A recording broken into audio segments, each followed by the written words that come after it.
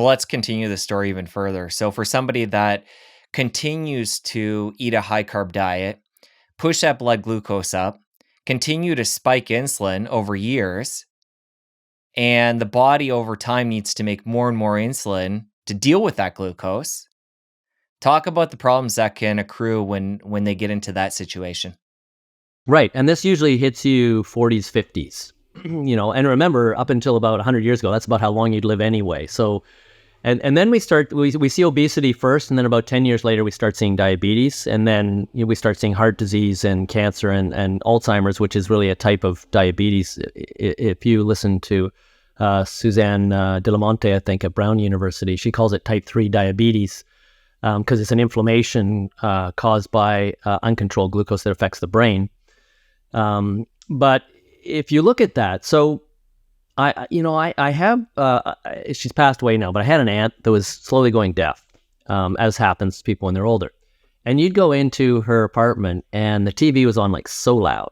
And you could see the button where the volume up was, and it was just like dented in. She's just trying to get the volume louder. And so the reason I'm telling you this story is to provide an analogy for what happens when you have too much of something all the time in your system. So what's happening to her, she's going deaf.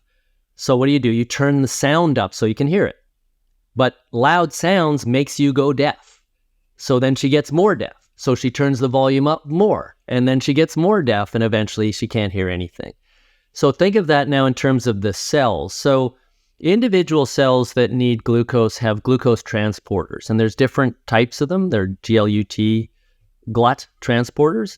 So that the sugars can be differentially absorbed into, say, muscle cells or brain cells or whatnot. And so as we provide insulin, the insulin binds to receptors, and that opens these channels that allow the glucose to come in. It can't just diffuse in naturally; it has to go through channels. It's too big and too ionically charged. So the insulin has receptors that open channels. Now, if you have too much insulin, your cells are not static. They don't just build them once and they're there like your house. They're building them, taking them apart, building them, taking them apart. And that's so that your cells can respond more or less, as needed on a moment by moment basis to what the needs are for the body.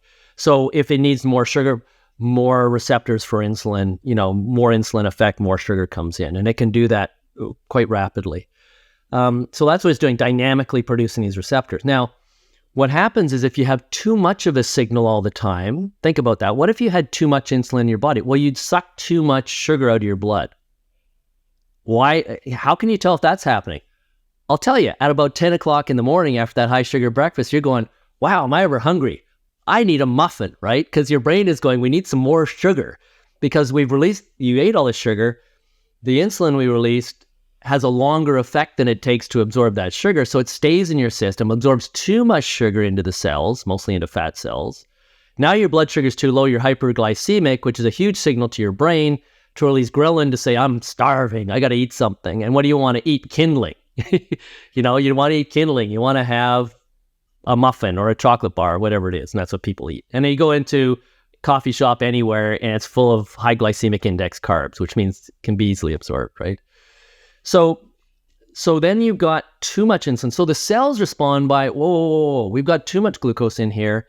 We don't need this many receptors for insulin. If we reduce the number of insulin receptors, then we won't be as responsive to this excessive insulin system signal out there, and we'll absorb the appropriate amount of glucose. So we call this downregulation. In other words, the number of receptors for insulin on the cells that need glucose are actually reduced in this process because the signal is too loud. So it's kind of like putting earmuffs on when the sound's too loud so that you don't go deaf, right? And then over time, what happens is you reduce that so much that it becomes kind of stabilized within the cells, and they're now not responding to the glucose signal as they should. So now the body is going, okay, I'm releasing the appropriate amount of glucose, but the blood sugar levels are too high. So what should I do? I'll release more glucose because if I do, glucose, insulin. I'll release more insulin. I can see you correcting me there. What's he talking about? I'll release more insulin, so then we'll have that signal. I'll turn the TV up louder so I can hear it, right? I'll release more insulin so that the cells can now respond and absorb the appropriate amount of glucose.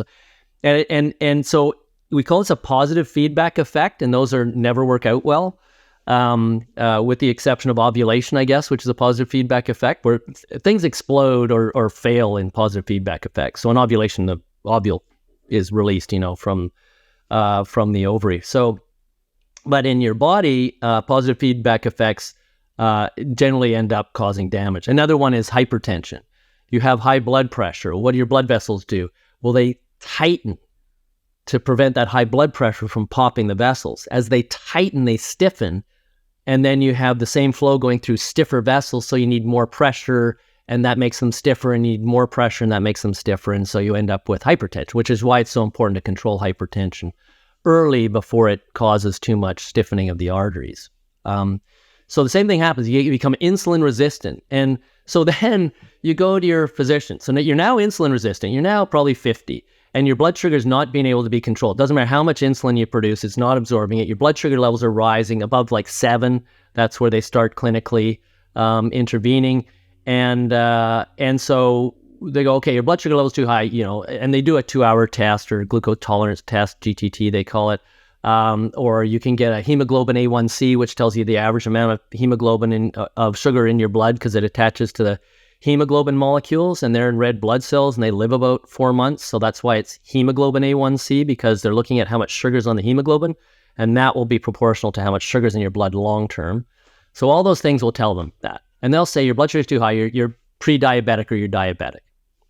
And you're diabetic, this is type 2. Type 1 is you can't produce insulin because the beta cells in the pancreas have died. Type 2 is you're insulin resistant. And that's going to lead to all kinds of these chronic diseases we talked about. So here's where, now, one of my other hats is a design thinker. Design thinking innovation is one of my big deals. And design thinking innovation looks at root cause analysis. So you go to your physician, you now are insulin resistant because you've been eating this high carb diet for decades, and your blood sugar is now uncontrolled. And so your physician says, we have all these amazing drugs that will control that blood sugar. Metformin's been around for ages, but the other one obviously is insulin. So usually they try and control it with something that's not insulin for a while, but they're not treating the root cause of the disease. They're treating a symptom of the disease, which is high blood sugar. So unfortunately, our medical system is a bit delinquent here in that they're saying, as long as we lower your blood sugar down to a normal level, that excess of blood sugar won't have the harmful effects of the inflammation and so on. But you're not treating the root cause, you're simply managing a number, right? And as you manage that number, the disease progresses because the disease is a poor it's your metabolic ill health, and you're not addressing that. You're just addressing purely just the effect of that, which is the blood sugar level. And so it gets worse. So what happens? Well, okay, metformin, we'll add insulin to that. Because if we add some insulin, that'll boost the effect. And then more insulin, and then more insulin. And, sadly, for people that are diabetic, they're simply managing a disease that they know is going to shorten people's lives, and it's not going to end well. They'll get comorbidities. They'll have to probably have amputations of limbs or, digits or whatever, often go blind, and have the comorbidities like cancer. Usually cardiovascular disease is another one. Alzheimer's is very, very much more prominent in diabetics and so on because they're all related to metabolic poor health. So this is so important. I'm glad we're hashing this out. I want to jump in for a quick second here. So what you're saying, in essence, the body is managing blood glucose over years by making more and more insulin. When that eventually breaks and the body can't keep up with the amount of insulin it's making, somebody goes to the doctor. Over time, they might get prescribed insulin, add more to the fire, and continue to have all the problems associated with insulin resistance. And now they're also facilitating growth, adding more body fat onto the body because insulin is a storage molecule. So from any angle you look at this, it's just a total mess. And then you go to the diabetes associations, which I have to say are now coming around. They're now hearing what we're saying. So up until recently, the recommendations for someone who's diabetic is a low-fat, high-carb diet, right? So they're not saying that because they're understanding the insulin hormonal mechanism, carbohydrate insulin mechanism of obesity. They're saying that because they believe that a low-fat, high-carb diet is the best to lose weight. So they're prescribing the wrong thing for the right reason. Ironically, when we take, and we have done this with thousands of clinical patients now, Virta Healthcare, it's a for-profit company that works with diabetics that have had amazing success and done some tremendous research. I know they're for-profit, but I also know the people that are doing the research. They're excellent, very ethical researchers, and they're paid to do their research as anybody else would be. And they have some amazing results that go out now 5 years to show the effects of well-formulated ketogenic diets and low-carb diets on diabetics. And it turns out if physicians said, you know what, you should go on a ketogenic diet, you'd have a completely different outcome, because now you're taking out the problem of the root cause, the excessive carbohydrate. You take out the excessive carbohydrate in the diet, the insulin levels modulate, the insulin sensitivity goes up. And we measure this called HOMA-IR, homeostatic mechanism for insulin resistance, fairly easy to measure. So we can measure that. So the insulin resistance reverses itself. The diabetes effectively reverses itself. You can now control your blood sugar. You now don't need insulin. You now don't need metformin. Now, not everybody has that same success. The success rate for reducing medication is about 90%. The overall reversal of type 2 diabetes is in the 60 to 65% range. So for about 2 out of 3 people, a well-formulated ketogenic diet is an effective cure, and it will also help you lose body fat, and it will have all these other benefits that come from the ketones that are produced as well. So, I have this model that I talk about in the book that I call the axis of illness. And, I've talked about the fact all these diseases are the same to me. They're all metabolic. So if you look at a triangle as an axis, right? Let's put insulin resistance right at the top. Insulin resistance is a causal factor of hypertension. It's an aggravating factor in cancer. It causes cardiovascular disease. It's an aggravating factor in Alzheimer's disease. It's basically, about 70% of all chronic disease relates to insulin resistance. On the other, down here on the triangle, we're going to put obesity, which is a disease in and of itself, because obesity is something that once it starts, it tends to be self-promoting, and it also aggravates insulin resistance. And it aggravates the third part. All these things make each other worse. The third part of the triangle, which is inflammation. And so Alzheimer's is an inflammatory disease, as I mentioned. Cardiovascular disease is not due to excess not due to excess cholesterol in your diet. It's not due to high LDL cholesterol independently. There are some other factors that are better to measure. It's due to inflammation of the blood vessels. And how does that happen? Smoking can cause it, so you shouldn't smoke. High sugar levels in your blood causes systemic inflammation, so long-term systemic inflammation. So again, and the worst culprit is sugar, because the fructose in the sugar aggravates that high levels of inflammation. It's pro-inflammatory, in other words. It also promotes more fat deposition. It promotes more insulin resistance. So if you have your insulin resistance, your inflammation, and your obesity, it's a triangle, which I call the axis of illness. You remember, like George Bush one's axis of evil, right? So this is the axis of evil for your body, those 3 things. And they make each other worse. So it doesn't really matter. Whatever starts, whatever causes what, they all make each other worse. And it just kind of spins around until it manifests itself as the first chronic disease, the second chronic disease, the third, which is why they're all related. Now, the good news is, really good news, is you take carbohydrate out of that model, and we know it's really effective at reducing obesity. We know it's really effective at reducing insulin resistance. And we know it's really effective as an anti-inflammatory diet. So you're now hitting it at all 3 aspects of that axis of illness, and you're reducing all of their impacts. And so you see these really rapid improvements in overall metabolic health, again, within a few months. And that's I guess our bodies are resilient. So what we're kind of doing with this high carb, high glycemic index, high sugar diet is we're just beating our metabolism down until we get sick.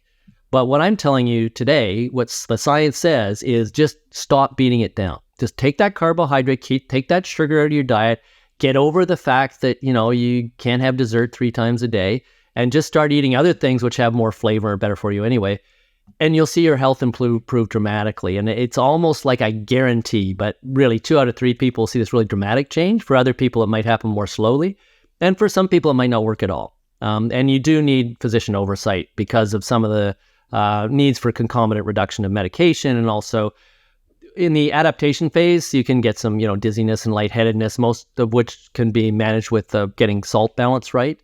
But that's all part of what I describe in the book. So the first half is kind of what we've talked about, why you should adopt a well-formulated ketogenic diet. The second half is kind of a 5-step program, and there's lots out there that are equally as good, but I would say mine's based on the most recent science and my own personal experience working with people. So one piece I want to highlight with the insulin resistance, we know this is a big part of the whole thing. You mentioned, I think it was 70% of chronic disease has its root in that. So if we're going to address something, again, the diet, you mentioned the diet piece being something that can hit all 3 of those pieces of the axis. But what I'm getting at here is part of the scary thing about insulin resistance is that somebody can go on for years, and we touched on this, but I want to highlight the fact that people can go for 10 years, their body compensating, making more and more insulin to help regulate the blood glucose, and they're causing all kinds of damage in the body, not knowing it. When they finally get to the point they're going to see the doctor, they've been causing likely damage for years and years. Yeah, and I feel bad for the physicians. I mean, physicians increasingly are coming on. There's a group in Canada. We're both Canadian. There's a group in Canada called the Canadian Clinicians for Therapeutic Nutrition. I'm actually on their scientific advisory board.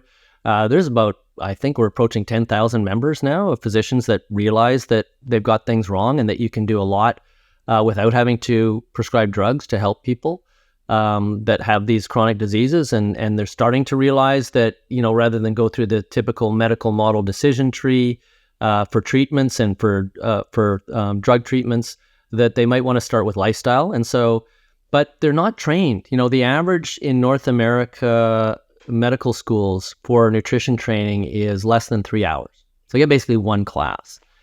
And, nutrition is really complicated. As I tell even my introductory students, I go, this is not like cooking classes or recipes. This is metabolism and biochemistry. So it's, unless you're really strong in those areas, it's going to be difficult to understand. So that's why I love when people that don't have that training talk about nutrition like they understand what's going on. And I'm sort of going, I don't know where to start with you, because do you know what a carbohydrate is? Because a lot of people go, I have a friend who just said, well, what about potatoes? And I go, well, of course they're full of carbohydrates. And he goes, well, to me, they're just potatoes. So, I mean, this is a smart guy. He's a lawyer, right? So he's a smart, intelligent, well-read guy, but he has no idea that potatoes have carbohydrate in them. That's the level of the general public. So again, that's why, I felt I was obliged to write a book to tell people actually how nutrition works, what the nutrients are that you need, how you get them, and what a healthy diet really consists of from my perspective. And I think the medical community, from lab science to clinical practice is usually about 17 years before they start. So, thank God we have organizations like the Canadian Clinicians for Therapeutic Nutrition, and there's similar organizations in the US. There's the Nutrition Coalition is another good one for real science-based information in the US. That's Nina Teicholz. She started that, and then, she wrote the, what was the name of her book now? It was about fat. Big Fat. No, it wasn't Big Fat Live. Something. Yeah, sorry, Nina. We'll put it in the show notes. I've interviewed her, but it's been years, so. Yeah, and she's wonderful. I mean, she's a journalist primarily, and so is Gary Taubes. But I mean, those 2 journalists have done more to promote the science of the new science of nutrition that needs to be promoted out there, and I'm thankful to both of them for doing that. So, because we're just sitting there in the lab trying to do the science as best we can.